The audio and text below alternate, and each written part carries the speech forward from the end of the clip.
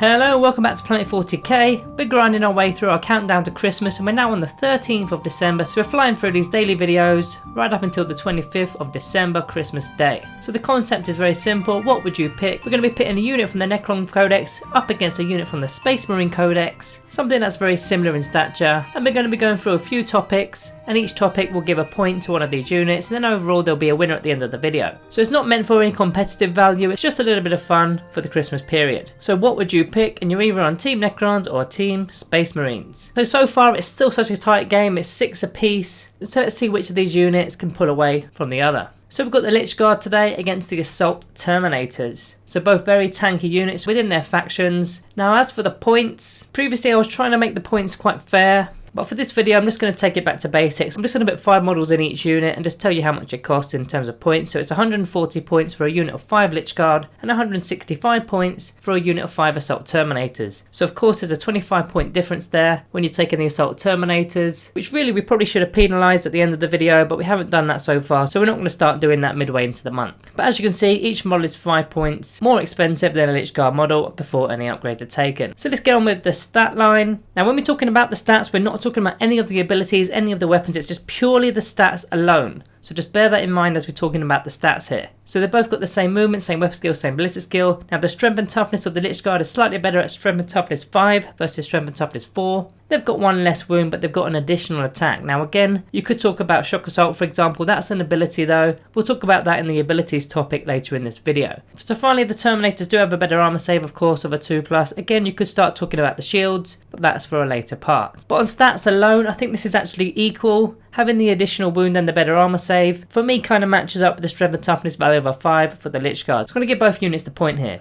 On to the abilities. So before we begin the abilities, both of them have some sort of shield for an invuln save. The Assault Terminator has got the Storm Shield and the Lychguard have got the Dispersion Shields, both of them giving a 4+ invulnerable save and +1 to the armor saving throw for the bearers. So bear that one in mind. But as for the actual abilities for the Lychguard, you've got Living Metal to regain a lost wound. So if there's a damaged Lychguard, you can bring a wound back to one of those models. It's got Command Protocols, which is likely going to be used because the unit's normally with the noble units because of the abilities, which we'll go on in a second. And Reanimation Protocols, which is okay on a 2 wounded model. You can bring them back, especially when you've got a max unit. It's much easier to do so. Their unique ability is Guardian Protocols, which is an aura. When you've got an infantry noble that's within 3 inches of the Lychguard units, then that noble cannot be targeted with range attack, so it's effectively a better Lookout Sir, because even weapons that ignore the Lookout Sir ability cannot ignore this ability. With the Assault Terminators, they've got Angels of Death, so Shock Assault and Combat Doctrines are going to be the 2 in particular that are going to stand out for that ability. You can combat squad them if you take a max unit of 10 of them. They've got the Teleport Strike, which is a huge ability that's going to be a deep strike ability coming in from turn 2 onwards more than 9 inches away from enemy models. That's something the Lychguard definitely can't be doing. They've then got a 5+ invulnerable save as standard, so they don't even need the Storm Shield, they can just use their 5+ invulnerable as standard. And then the Deathwing and Wolfguard abilities, which effectively just give them keywords for those buffs within those chapters. But all in all, I think the Teleport Strike ability is massive and it's going to win the point for the Terminator. As for damage output,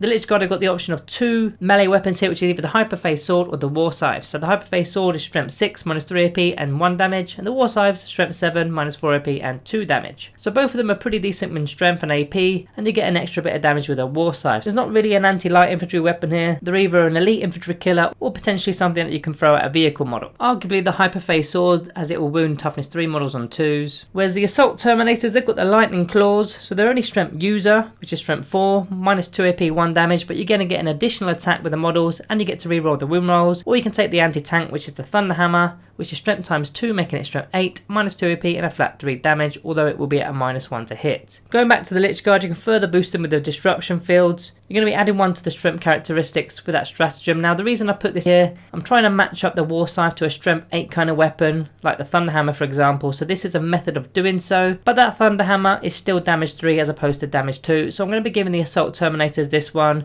because they've got the anti-infantry option and the anti-tank option. Now as for synergy, with the Lychguard, there's 2 in particular I would choose from the generic dynasties. It's either the Novak dynasty to get a +1 to the charge, or then the Hilak dynasty. If you're taking the Sword and Shield Lychguard, get them onto an objective with objective secured, they're going to be really hard to shift. Furthermore, if you wanted to get them in nice and early, you get them in a Night Scythe, or potentially you take the Veil of Darkness Relic on an Overlord for example, because they've got the core keyword. In a way, it's a better version of Deep Strike because you can use it in turn 1, but it will take up a relic slot. Now, of course, with the Overlord, you're going to get the I Will Be Done ability to be able to hit on 2s, and the Relentless March Aura to be able to move at 6 inches as opposed to 5 inches. You've then got the other option of taking a Chronomancer using the Chronometron ability. Now this is if you didn't take the Sword and Shield option. If you took the War Scythes, you can still get an invuln save with that 5+ invulnerable with the Chronometron ability, and they get to reroll the charge roll as well. And the last bit of synergy I wanted to mention here is the Eternal Protector stratagem for a command point. If your Lychguard are within 3 inches of a noble, you can get an additional attack per model. Now as for the Assault Terminators, there's 4 chapters in particular that I would use with this kind of unit. The Deathwing. If you're taking Deathwing Terminators, they've got all sorts of shenanigans. For example, you can't wound them on less than a 4+. It's basically like transhuman physiology, even though they're not a Primaris model. And you're not going to be using command point to do that either. Space Wolves are going to be hitting on 2s on the first round of combat. You've got Black Templars, they got all their new Templar vows to maximise their damage output in melee.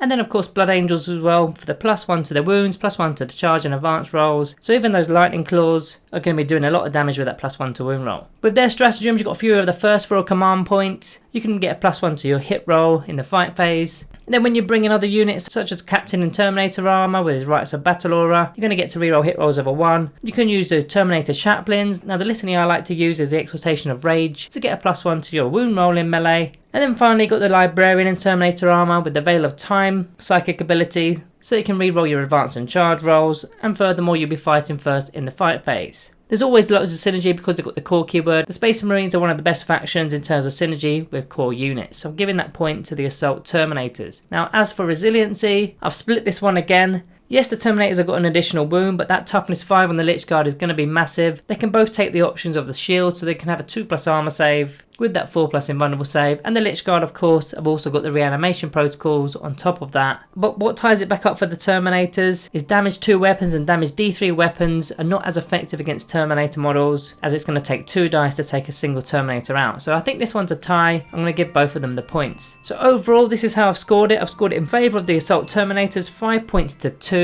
I think this one's a lot closer than it looks in this image. I think the Lychguard have just been quite unfortunate. But overall I think it was the Deep Strike ability and the Thunderhammers or Lightning Claw options that did it. And of course that core keyword massively helps with the factions such as Space Marines. So now Team Space Marines have taken the lead at 7 points to 6. Let's see what tomorrow brings. Now if you haven't already, like and subscribe and all that jazz. Thank you all for watching, and I'll see you tomorrow.